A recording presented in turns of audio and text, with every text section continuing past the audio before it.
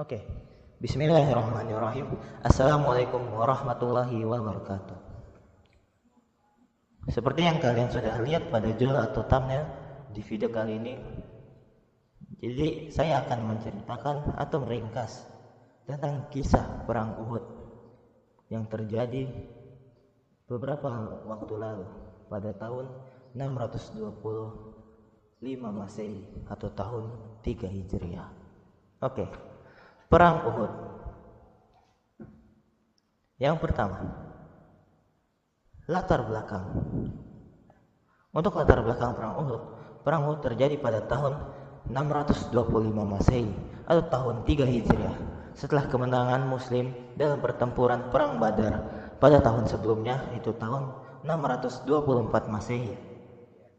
Nabi dan para pertempuran Badar telah memicu permusuhan antara kaum muslimin dan kaum Quraisy di Mekah, karena kaum Quraisy tidak menerima kekalahan mereka pada saat perang Badar. Poin kedua, persiapan. Nabi Muhammad SAW menerima intelijen bahwa pasukan Quraisy yang dipimpin oleh Abu Sufyan akan menyerang kembali. Nabi dan para sahabatnya memutuskan untuk menghadapi pasukan Quraisy di bukit yang bernama Uhud, sekitar 4 km dari kota Madinah. Poin ketiga, pasukan Muslim. Untuk pasukan Muslim terdiri dari sekitar 700 orang, dan sedangkan pasukan Quraisy berjumlah sekitar 2000 orang. Bukan. Maksudnya 3000 orang. Sorry, Abu Sufyan. Meskipun jumlah mereka sedikit, Muslim memiliki semangat yang tinggi dan keyakinan kepada Allah untuk bisa memenangkan pertempuran.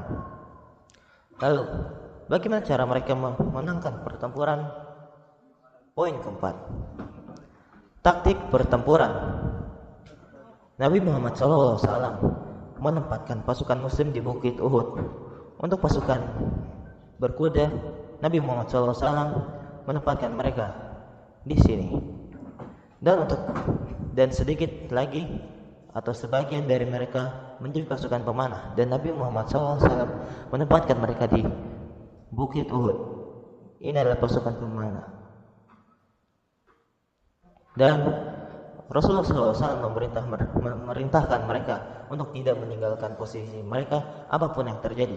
Dia juga menunjuk sekelompok pemanah di sini untuk tidak bergerak apapun kondisinya, untuk melindungi pasukan yang dibawa dari serangan kafir Quraisy. Yang kelima, kekalahan awal Quraisy.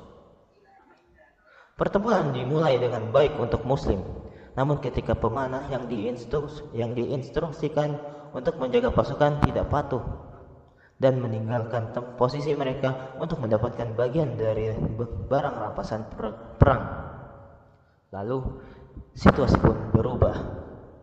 6. Keputusan yang fatal. Ketika sebagian pemanah meninggalkan posisi mereka, pasukan Quraisy di bawah pemimpinan Khalid bin Walid melihat kesempatan dan menyerang pasukan Muslim dari belakang. Ini menciptakan kebingungan di antara pasukan Muslim. Yang ketujuh, luka Nabi Muhammad. Untuk luka Nabi Muhammad, beberapa laporan beredar tentang luka beliau, tetapi luka di wajah dan di giginya terkena pedang adalah luka yang paling terkenal. Luka terkena pedang. Dan kedelapan, pertahanan pasukan Muslim. Meskipun mengalami kesulitan, sebagian besar pasukan Muslim tetap melindungi Nabi Muhammad SAW dan melanjutkan perjuangan mereka. Beberapa sahabat setia seperti Abu Bakar dan Umar melindungi Nabi Muhammad. Dan yang kesembilan, penarikan pasukan Muslim. Akhirnya, Nabi Muhammad SAW memerintahkan pasukannya